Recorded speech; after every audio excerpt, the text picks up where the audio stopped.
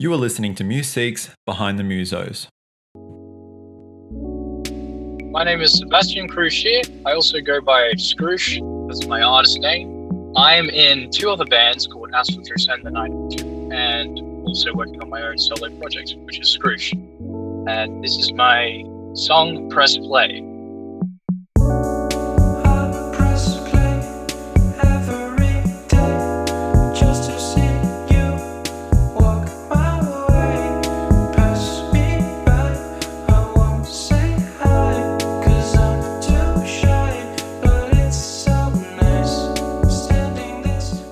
Hey guys, welcome back to Behind the Muso. I am Josh. And I am Will. And today we are here with Skruish. Hey mate, how are you? Doing pretty good, guys. How are you? Yeah, very well, thank you. So we're talking today about your song Press Play. So how have you felt about that song since its release? Kind of relieved, to be honest with you, because writing that song, it's been a bit hectic, I was kind of facing a lot of pressures, I had school and work, and this was kind of the thing on the side to begin with. But as I went along, it just kind of started to fall into place. So ever since release, I've been feeling pretty good about it, and I'm here now. So. Absolutely, and it's so nice to have you on the podcast, so thanks so much for coming on today. Now, I absolutely loved your song. I know Josh did as well. Yeah. So I want to touch a bit more on that pressure that you felt whilst releasing the song. What was the most pressure-filled part of the release? Was it the day before? Was it the day after?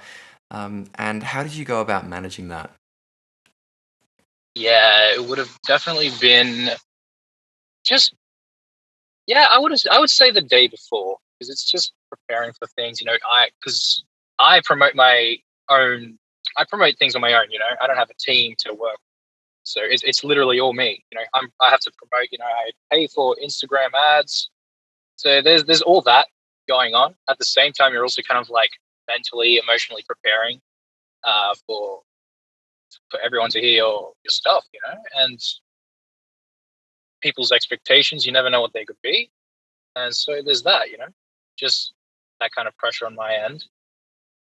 But yeah, other than that, I wouldn't say much pressure at all, other than external things such as work and school.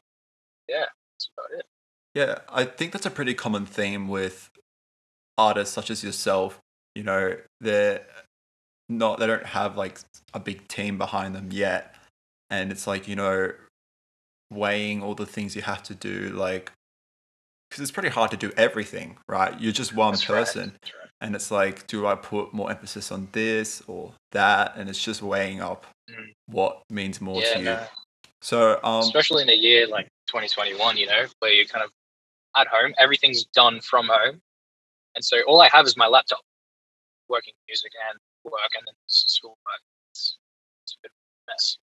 Yeah, it's definitely something that you have to juggle, but I feel like it's something that you learn to do more so over time. Sure.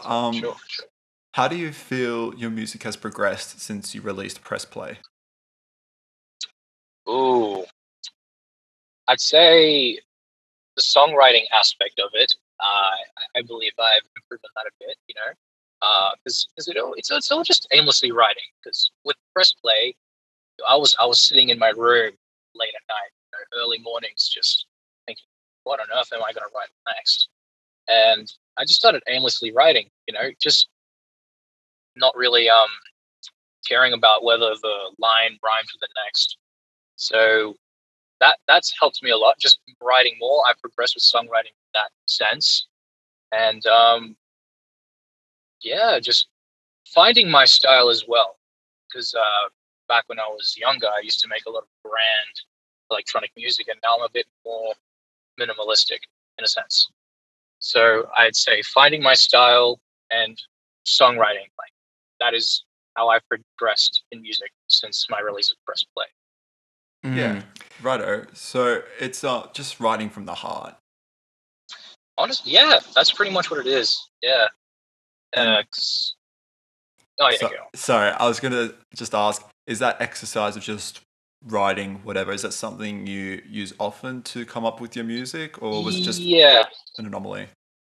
yeah. I find that I'm writing a lot of randomness on paper. So it's usually pen to paper, but I also like to use my notepad on my laptop or my notes app on my phone. So yeah, a lot of Yeah, like sometimes just at work and you're thinking and you're just, daydreaming, you come up with a line in your head. Oh, I've got to write that oh down. yeah, It's like, oh yeah, save that one too for much. later, put in the toolbox.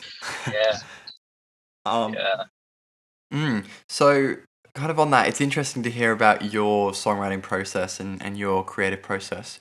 What's your favorite part of the creative process as a whole? Either what you just talked about there, where you're writing the music, or is it in the final stages of production or release or post release as well? yeah. Well, when making the song, I think my favorite part of the process would definitely be working on the instrumental because I feel like you're just setting the mood, and I because I'm originally a piano player, I love my instrumental stuff. So it's just listening to music, finding what inspires you, and kind of grabbing it all together, meshing it up, and it's just coming up with a thing of your own. I just love making instrumentals and making the backing tracks, the just instrumental tracks. I love being able to hop on my MIDI keyboard and just play, like feel the music. And that's usually what I end up doing before I actually write the lyrics too. I always start with the instrument. Yeah. Mm. So, kind of going back to the origins of Skruish, you said you were a piano player. How long have you been playing for? Oh, yes, that question.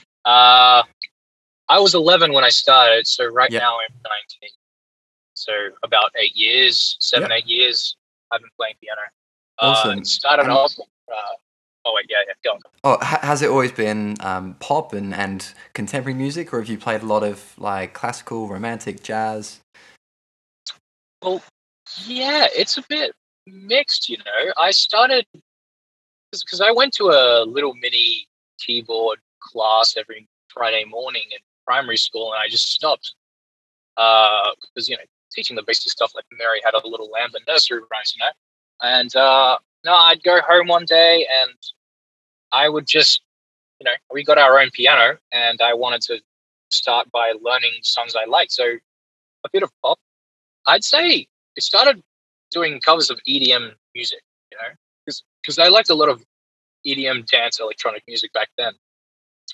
But yeah, as I went on, I had a jazz influence, that came out of nowhere. Like throughout the years, it's been self-taught until I'd say maybe 3 or 4 years ago, where I actually started going to get classically trained. The Mm. scales, the sight reading, fingering, the exercises. Yeah. That came about much later.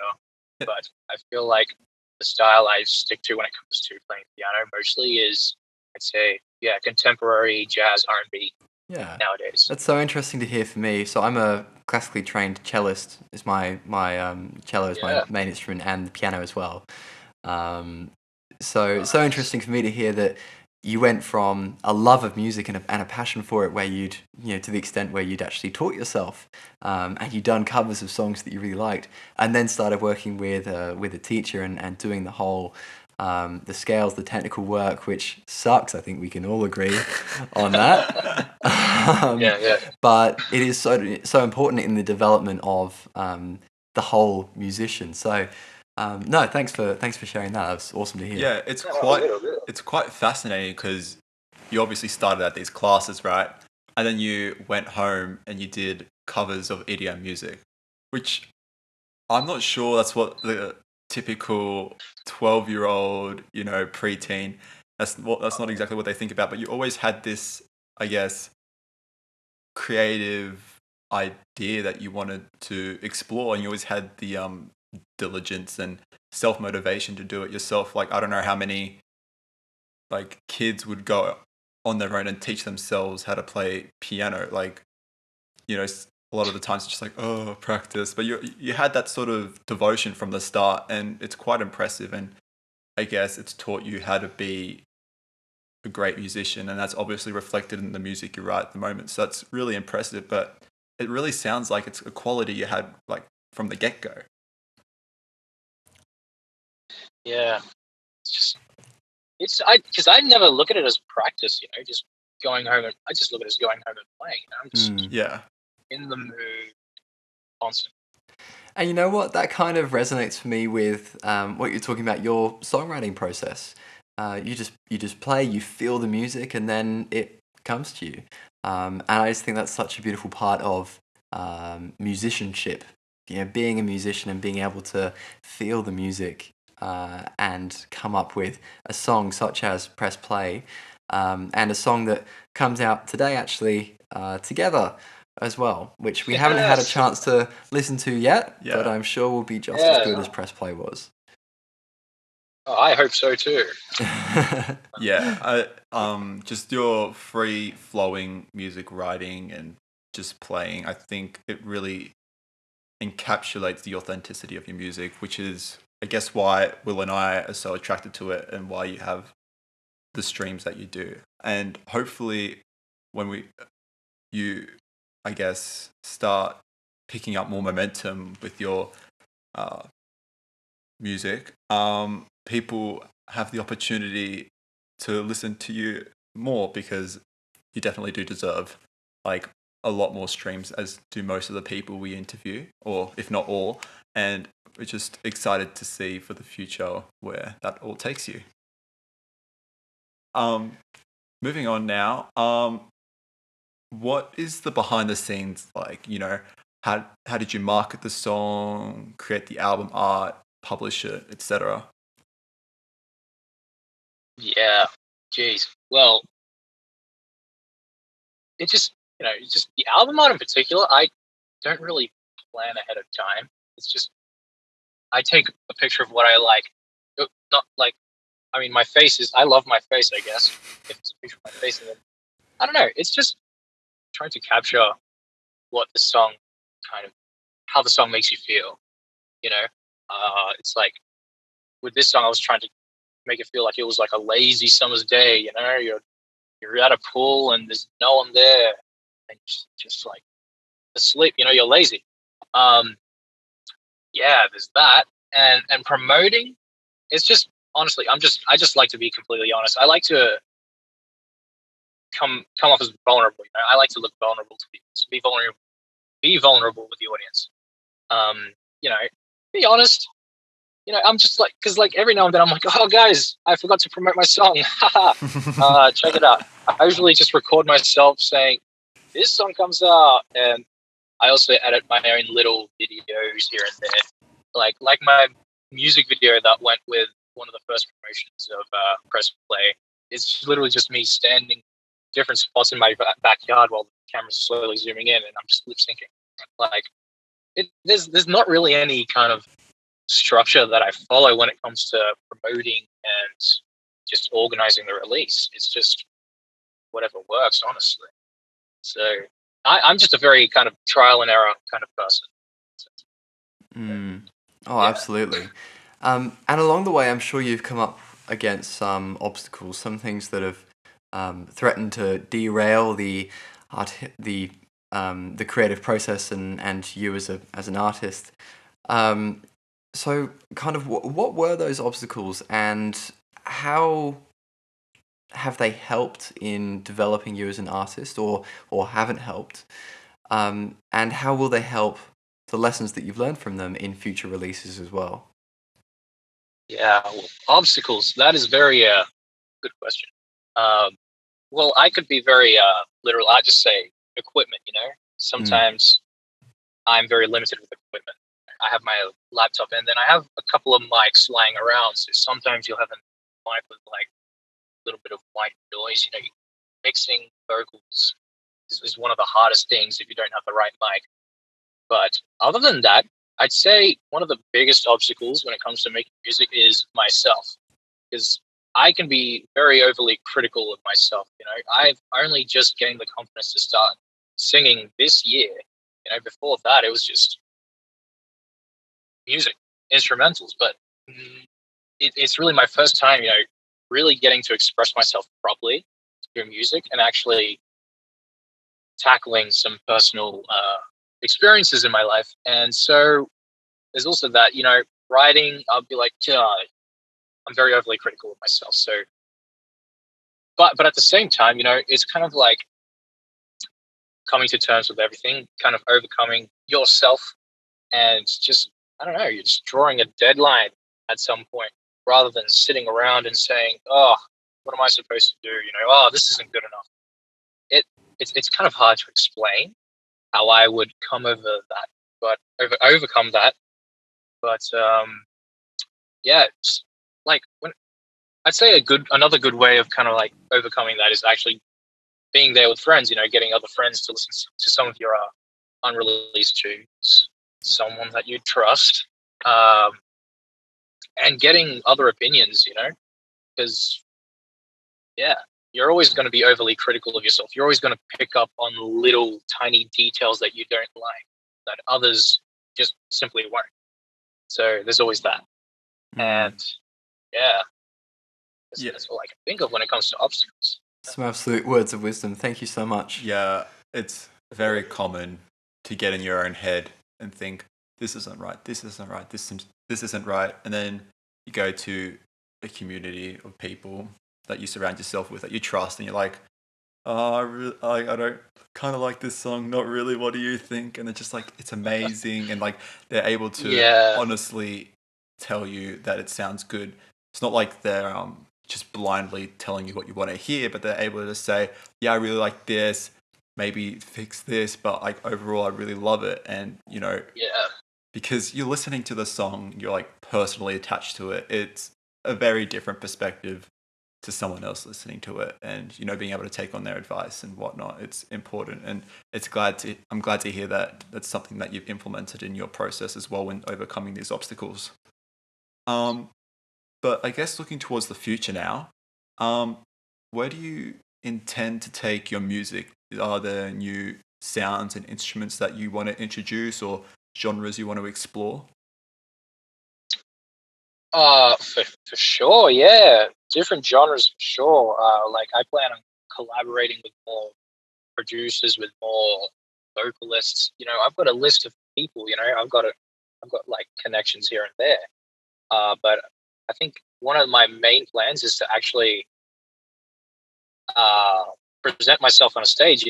Actually perform my music live, and to have like an audience that could like at least sing along to a chorus of yours. That would be insane to me. Like even if it was just 5-10 people, like that would be insane. And there are people that have memorized your lyrics and know your music, and they love it, and you're there for them and they're there for you.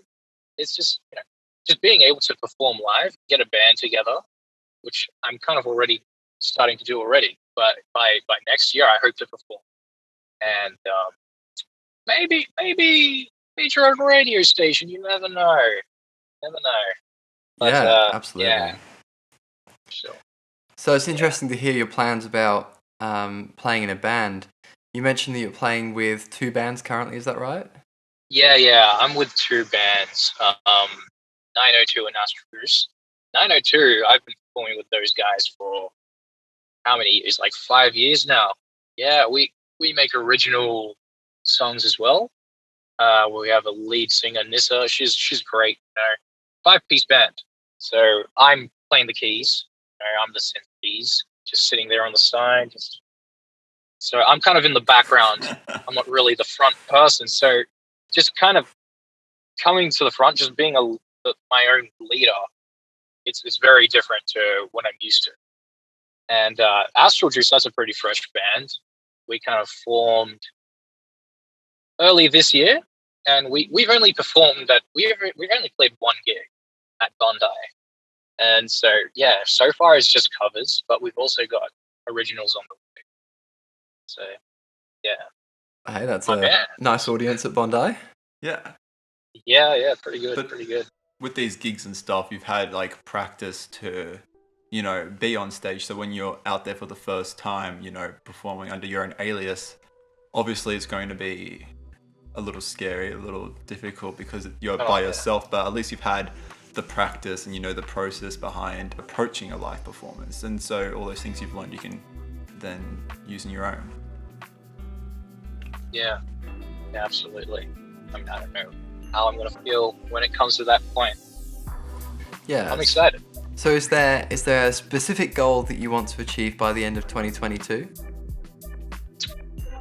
By the end of 2022? I haven't really thought of that. I'd say perform. Just at least have one performance as Skruish. Awesome. Yeah. That is a fantastic plan. Yeah. That's about all we have time for today, though. Thank you so much for your time. Oh, really? Where can people find you? Just list your socials, where they can find you, or streaming services, anything. Yeah, no. My main social media page, it's literally my Instagram. It's Sebastian Keith Cruchier. Sebastian Cruchier. I'll spell it out because not much people know how to spell Cruchier. It's a Dutch surname, so it's SebastianKruiser.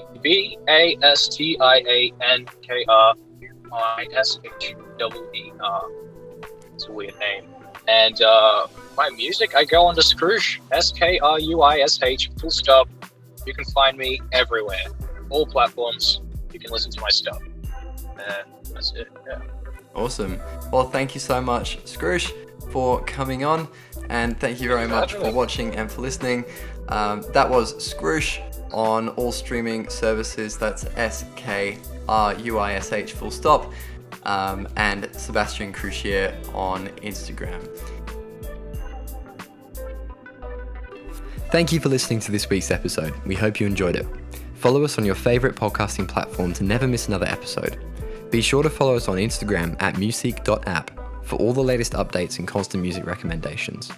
Be sure to head over to our website, museekdiscovery.com, to find our track of the week, curated playlist, blogs, and so much more.